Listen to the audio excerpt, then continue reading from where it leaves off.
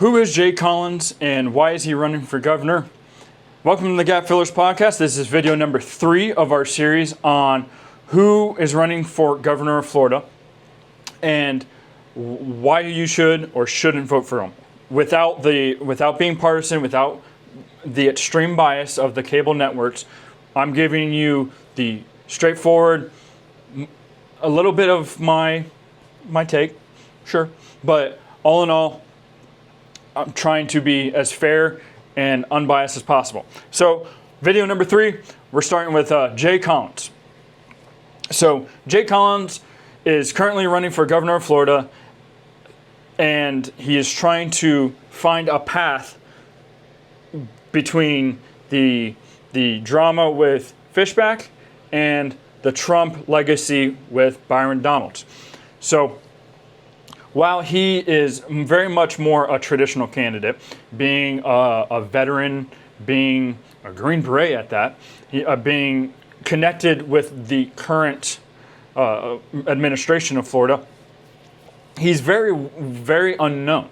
And part of this has to be has to do with the fact of how new he is to being lieutenant governor. Lieutenant governor is often like vice president, where it's often this term where you put people that can't continue with their political career, but they can sit there and possibly be the person to run again. The problem is that as we see often with vice presidents, they often happen to be put by the wayside. They fall behind because there's not a lot of things that a lieutenant governor or vice president can do.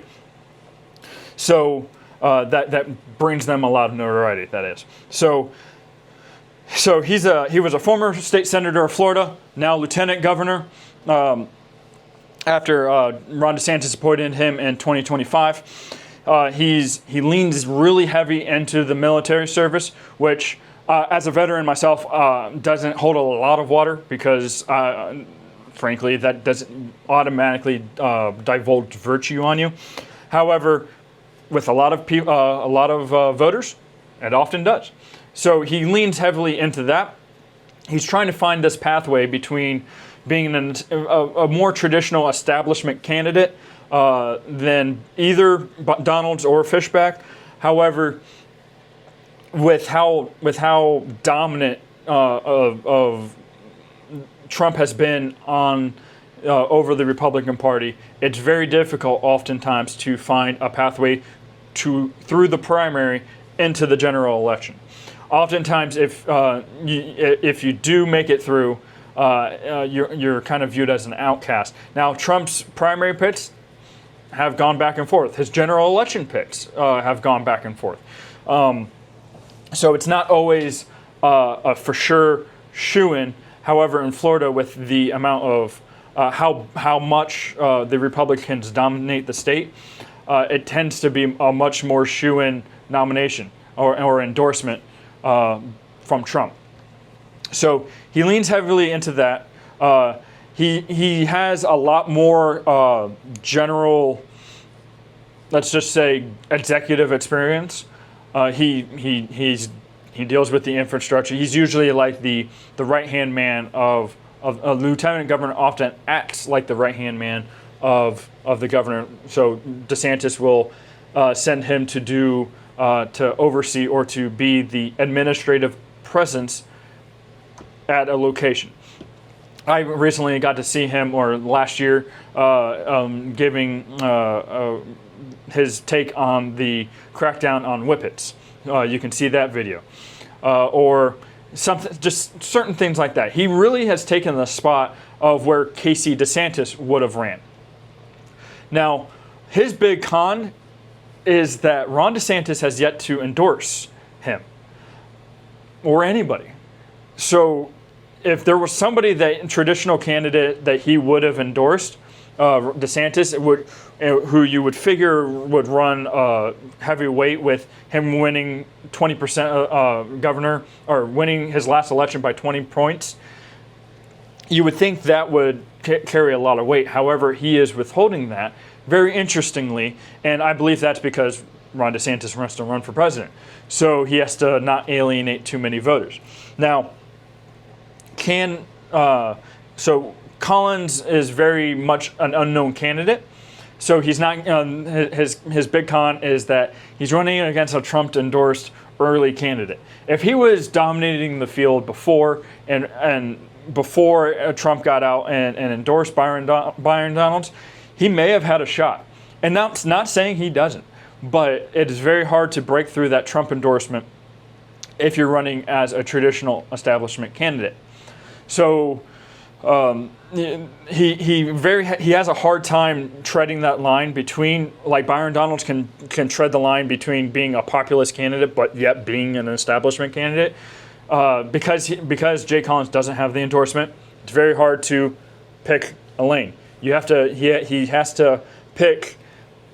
Frankly, he has to pick the anti-Trump Republican vote, which doesn't seem like something that he is particularly wanting to do. So who can he win with? He can win with the moderates, the suburban vote, the kind of independents, which there are still quite a bit in Florida. In fact, Jay Collins can probably win a good portion of former Democrats who register as Republicans in order to influence the state's politics still. So he'll be anti-abortion or not as liberal or not liberal at all. However, he won't be the Byron Donalds, right? He won't be the Trump-attached figure. So that's probably the lane that he has to pick in order to get any kind of notoriety and close to the election. His last con is that there's been rumors of him dropping out. Whether that is true or not, he's flat out denied. However, once that rumor starts to continue, it is hard to recover from. Especially if you already don't have a lot of momentum. So he's more Florida focused. Now he's still very much establishment. He's not taking Bobby Williams or James Fishback view of nativist Florida, an anti-AI or anti-financial capital of the world kind of thing. So he's still kind of treading that line where if for some reason Byron Donalds has this massive scandal that he can't recover from, Jay Collins could be the very viable candidate that replaces Byron Donalds in a general election establishment kind of Ron DeSantis candidate. So can he win? Yes, but it would take a major misstep or a major allegation that throws off Byron Donalds, and while having to fend off the nativist Florida movement. So he focuses on insurance, affordability, education.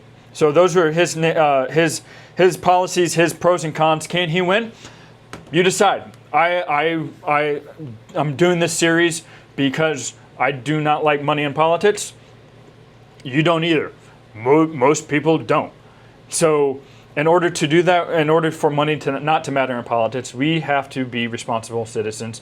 Freedom demands responsibility. We must do our own research. So I hope this was helpful for you. Join me in the next video for number 4. We'll do a Democrat next. Thank you. Go ahead and subscribe on YouTube, and see you in the next video.